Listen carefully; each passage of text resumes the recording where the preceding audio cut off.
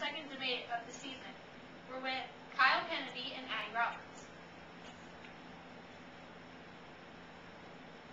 I'll start off this debate with the first question. Kyle, you recently created an ad that attacked the TUPP. In this ad, you choose to criticize your plan to cut funding of schools that do not meet standards set by the government. What prompted your party to do this? Well, they said they want to cut funding if the school is not meeting the standards set by the government, and if they do this, then they will just have that school continue to do worse and worse because they will not have the money to better their school, so the students will just keep failing at meeting the curriculum. So I did not want that to happen. What is your defense of this, Addie? Well, if Kyle would have read our plan more thoroughly, he would have seen that we will offer a modified guide of study for the schools because we don't want to reward failure. By giving them a modified study, we allow them to meet the standards and receive more funding because we think the funding should go to these schools that have effective programs so they can expand on those. Yeah, but I did underline the modified program of study. I didn't know what that meant. So, like, we're just going to create an easier course so they don't learn more. Well, not an easier course per se. Obviously, if they're not meeting the government standards, they're either not teaching very effectively or they're not teaching the correct material. It won't necessarily be easier, it'll just be more thorough so that they can meet the government standards in testing. Okay, well, besides that, is there anything about your education policy that you would like to clear up? This would be your opportunity to explain why it is the best. Well, the reason ours is the best is because a lot of education policies, it gives every school equal funding, which means yes, you don't get cut funding if you're doing poorly, but you also don't get increased funding if you're doing well. I think that in order for schools to do the best, there need to be incentives, such as if you're doing very well in testing and we think your program is working, we'll increase your funding. And if you're not doing very well, we'll decrease your funding marginally, but we'll also give an alternative way of studies where you can get your test scores back up and start a effective program. But why do schools that are already succeeding need more money to succeed more? So they can expand their programs. When schools that aren't succeeding need the money to help stimulate their school, they're not getting the money that they need, so they will continue to. Well, it's a matter of opinion that they're failing because they're not getting enough money. I mean, obviously every school is different, but why should schools that are succeeding be punished for being better and not getting more funding? Well, they're not being punished. They're just. If you're giving other schools funding and they're not receiving it, yes, they are. Well, if they're already succeeding, they will already have the needed materials to be passed, so they will not be. It's like it's not a bad thing that they're succeeding, and so they don't get more money since they're succeeding. They're gonna do what's necessary. If they're meeting the government standards, but shouldn't they be encouraged to exceed those? Yeah, but if they're already meeting them, why do they need more money to? That'd be like saying a C is average. I'm getting a C. Why shouldn't I work for an A? Well, yeah, but why should you help the people that are getting C's when more people are getting F's when you should help those people before you can help the C people? Okay, let's say that. Say you get a reward for getting an A. Should the people who get F's have the same reward, or should they get help with as I said, a modified program of study where it's improved, where they can work up to the level of the other schools? It makes sense, but I just disagree with it. Okay, well, Kyle, what about your education policy?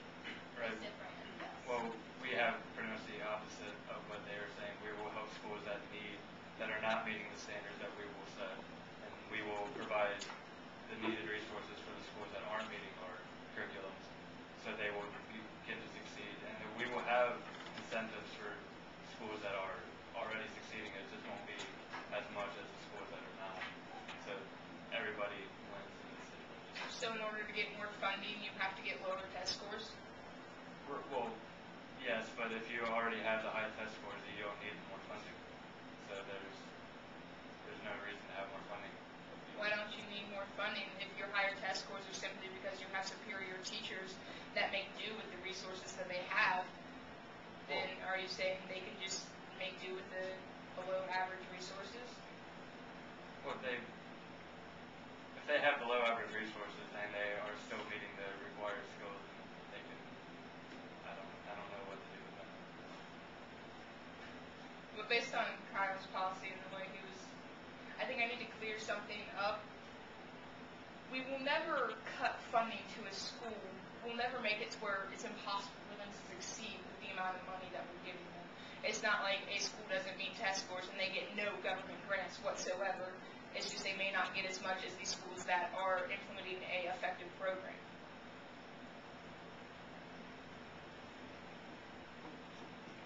Okay. Alright, moving on to a different subject. Alright, I posted an article a week ago about, well, pertaining to the right to privacy.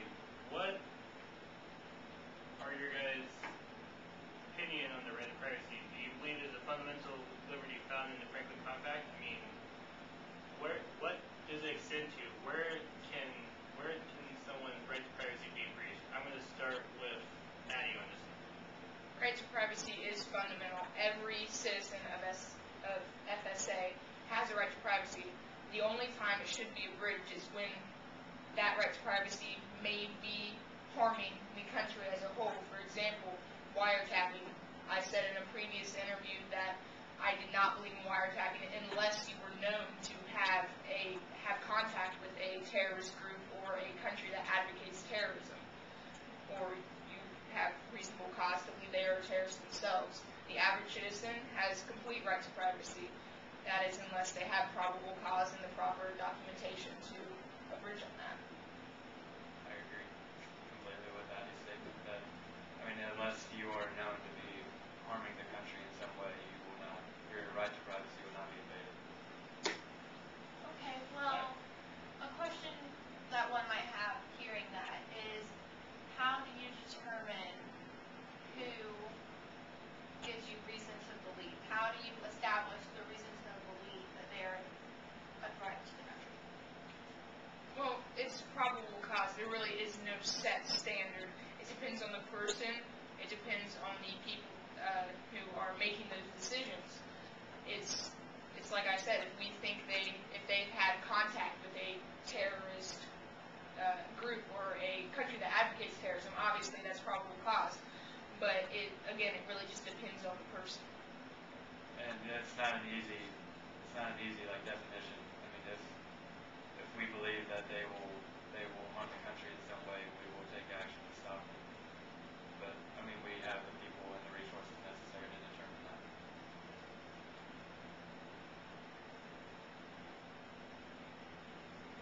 I said it.